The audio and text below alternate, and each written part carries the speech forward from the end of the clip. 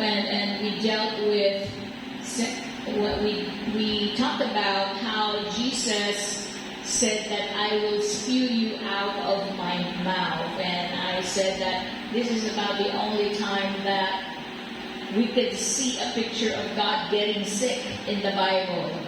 Imagine that, because they are lukewarm. They're neither hot nor cold. When you are cold, at least a cold water is refreshing in hot days like this. And hot water is also good for a good cup of coffee. I always say the best part of waking up, after devotion, is having coffee in your cup. It seems like I can't open my eyes and my brain won't really wake up until I have my cup of coffee in the morning. Talagang kailangan ko ang kape. Naalala ko tuloy ang nanay ko when the first time she had a stroke and she was paralyzed, and binigyan siya ng taning ng doktor, and ang sabi ng doktor, hanggang ganitong araw na lang siya. It was December, and sabi, hanggang ganitong araw na lang siya at hindi na siya mabubuhay. Well, lo and behold, the day that she was supposed to die was the day that she woke up. And the first thing that she said when she opened her eyes, "Kape! Kape!" Truly, coffee is good, and it really sparks you up, right? So that's why, needless to say, the Laodiceans, didn't appreciate this graphic description of the Lord about them, that they are lukewarm, because, as I mentioned also, when they were meeting in the 4th century about deciding which books will be included in the canon, they did not accept the book of Revelation, because, God, Jesus himself was telling them, you are a lukewarm church, I will spit you out of my mouth. Basically, Jesus is saying, you make me sick, you should be hot or cold, so at least there's a purpose, for you. And then he said in verse 17, because you say I am rich and have become wealthy and have need of nothing.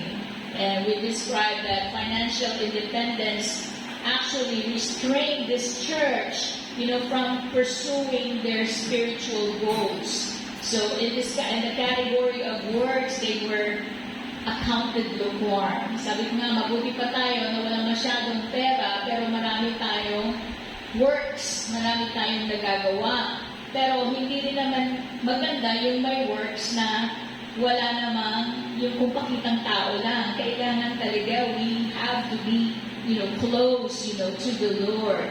So what we're trying to say is, when you're driven by financial enjoyment of the pleasures of life, and you're driven by financial success, then you have to heed the warning of our Lord that if that is what's making you feel good, instead of knowing the Lord is your source, then be careful, because the love of money, according to Paul, right, is the root of all evil. It's not that money is bad, it's the love of money. We should love God, love the Lord our God with all our heart, mind, soul, and strength. And when we do, it is God who is our source, who provides the money anyways, right? He's the one who knows our needs. He says we're worth more than the sparrows of the air, and He will feed us if He feeds, the sparrows.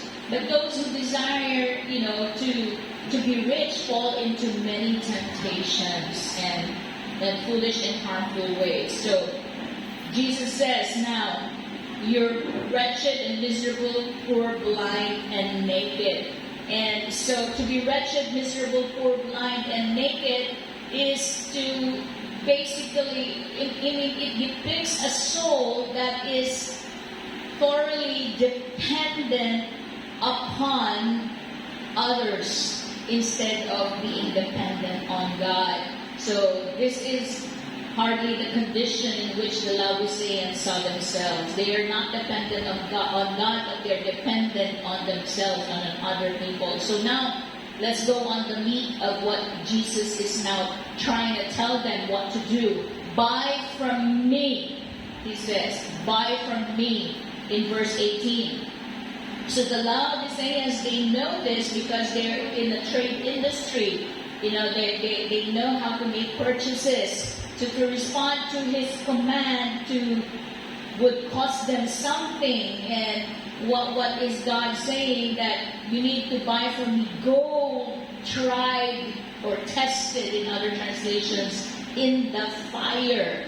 The Laodiceans were known for their transport of gold through various banking establishments. So they're the financial, capital of the day. In 1 Corinthians 3, verses 12 to 15, it distinguishes the works of gold and silver and precious stones, God's plane of inspection, basically, and compared to the works that are wood, hay, and stubble.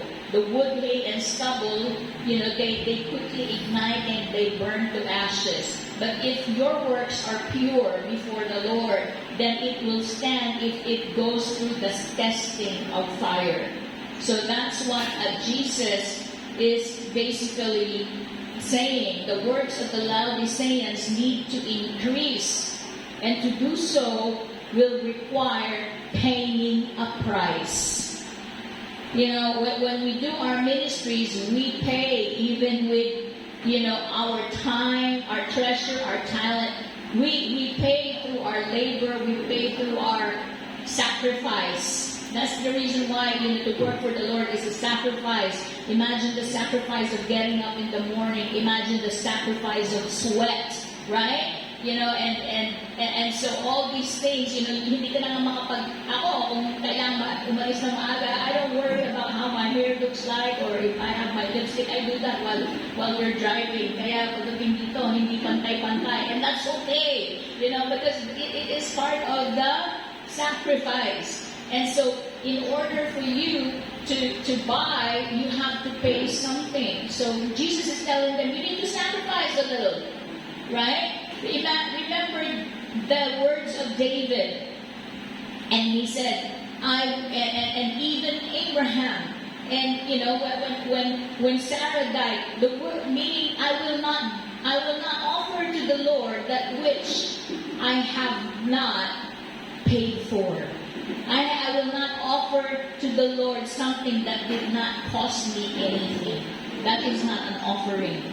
So it needs to cost us something. It needs to cost us to give up something when we offer to the Lord. And what does he challenge them also? In verse 18, he says, buy from me white garments, that you may be clothed. Again, in Revelation, here in chapter 19, we will later see that white garments, fine linen, are actually the righteous acts of the saints. So that's why Jesus is saying, remember, these are all works-based. Our salvation is not based on works, but because you are saved, you're supposed to do works. Remember when Paul wrote the Ephesians and he says, you are saved by grace through faith, not of works. It is a gift of God, so you have nothing to boast of. But it says, following that is verse 10, and he says, you are God's workmanship in Christ Jesus, meaning you are now saved, you're created anew, you're born again, so you are God's workmanship in Christ Jesus, created for good works. Think about that. Created for good works which God has prepared in advance for us to do. So all the life of a Christian is actually now supposed to be evidenced by works. And this is how we're going to be judged at the judgment seat of Christ. In 1 Corinthians, as I read to you earlier, where we're in chapter 3, that our works will be tested through fire. So now, again, if your works are great, and if it's precious stones, right, gold, silver, precious stones, then you will get rewarded. If it's wood, hay, or stubble, it burns to the ground and become ashes, you don't get any reward. God knows our works. God knows the motivations of our hearts when we work. And then now it says here, I'll give you a white garment. Buy from me white garment, so you will be clothed in it. It means you will be clothed in white, fine linen, because it symbolizes the righteous works of the saints. Wow. Think about that. Now, and see, Laodicean, in contrast, Laodicean factories exploded in those days. They were manufacturing clothing. They're in the clothing industry. They're in the garment industry. In all parts of the world at the time, they were known. And so the city was also famous for its production of their soft, glossy black wool. Not white wool, but black wool, from which expensive garments were made and traded in other countries. And so in contrast, can you see where Jesus is making a contrast? You are making this, but I want you to be clothed in white. Right? So see the contrast. Now, he also says, I want you to do that so that the shame of your nakedness may not be revealed. There is a reason why Jesus is encouraging them to work, and work with a sacrifice that will cost them something. And as a result of the large clothing industry in this city, they did not see themselves as being naked. They did not, but God sees them being naked. It is shame due to nakedness that first came into the Garden of Eden that made them realize they needed to be covered. Tama ba? Nung nagkasala si Adan at Eva, they realized they needed to be covered. They didn't feel shame before they sinned. But after they sinned, they knew they needed to be covered with a garment. The forbidden fruit of Eden was eaten basically by the Laodiceans, was worldliness. Worldliness. And how many of us, even people in the church, are guilty of worldliness? And the striking similarity is that those who are worldly do not realize they're naked. Just as Jesus is telling the people in the Laodicean church, you don't realize you're naked. You need to be ashamed. So clothe yourself in the garment of righteousness. And then Jesus says, anoint your eyes with eye salve. With eye salve, that you may see. So that you may see. Laodicea, besides the clothing manufacturing, also produced a substance or a compound called poultice, which is actually an eye salve, an eye ointment. This is what they use to treat sore eyes. Dito sa Pilipinas, we usually get sore eyes. Anong panahon na may mga sore eyes? Summertime, usually summertime. So the people sought this thing that they sold for eye ailments. This was a special ointment. It's from a Purigen eye powder, and it's used for sore eyes and even the ears. And so, weak and failing eyes, diseases of the eyes, defects in physical eyesight, and whatever it may be, they were treated with poultice. So it was imported throughout the Roman world from Laodicea. Can you imagine that? So they have a pharmaceutical, if you will, that produces an eye salve. And so, ironically, it is, the sickness of the Laodiceans. They were blind, spiritually blind.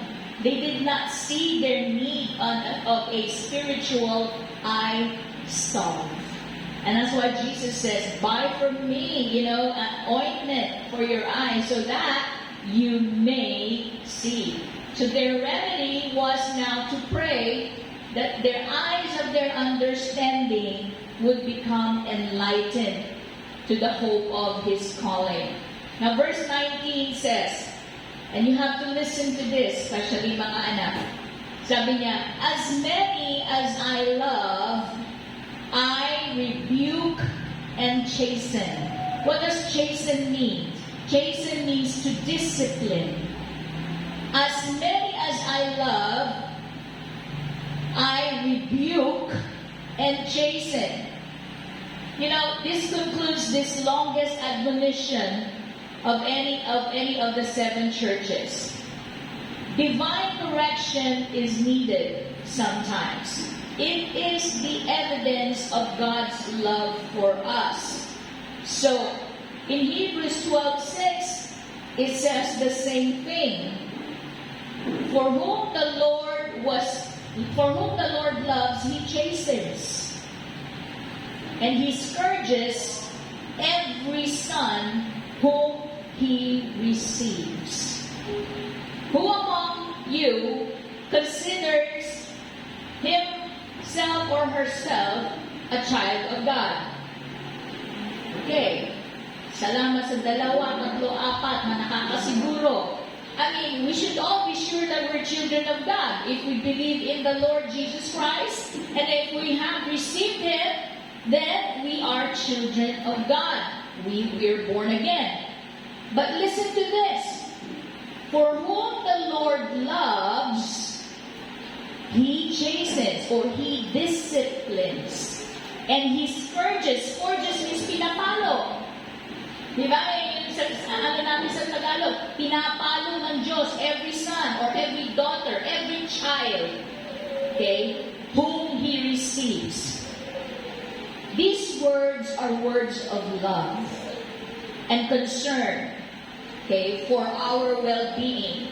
And today is Mother's Day, and every mother knows, and every father knows, next month naman Father's Day, and every child knows na tayo ay dinidisiplina ng mga magulang.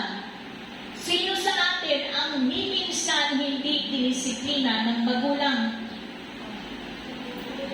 I hope for our sake, lahat tayo na disiplina. Tama ba? Dahil kung hindi tayo dinidisiplina, wala pa kailang sa atin yung magulang natin. Kaya tayo dinidisiplina dahil mahal tayo, ganun din ang Diyos. He disciplines those He loves. So, my word for you is this. Obey. Trust and obey God. Don't wait for Him to scourge you. If you know the Word of God, if you know what to do, then don't disobey. Because if you disobey, just as a mother or a father would do, He is going to discipline you. And now, the Laodicean church is being rebuked by the Lord and is about to be disciplined by the Lord. Now, you understand? So He says, para maiwasan yan, He concludes this verse with, therefore, be zealous and repent. Be zealous. Be on fire. Do the good works that you must do. Obey what I have been telling you to do. Obey the commands. And repent. What are they going to be repenting about? Again, as I mentioned, their complacency, their idleness, their worldliness, their love for money. They're not sacrificing for the Lord. So they need to turn away from that. They are a lukewarm church. They need to be on fire for God. So instead of being lukewarm, so a hot zeal for God, being on fire, promises to cure these spiritual ailments. That they are blind and they are naked. So we need to be on fire for the Lord. And then it's 8 o'clock. So we will deal with, I don't want to rush through it because verse 20 is a very misconceived, misinterpreted verse. So I want to take the time to explain that next Sunday. So thank you for coming on time for our Sunday school, and we shall begin our service shortly.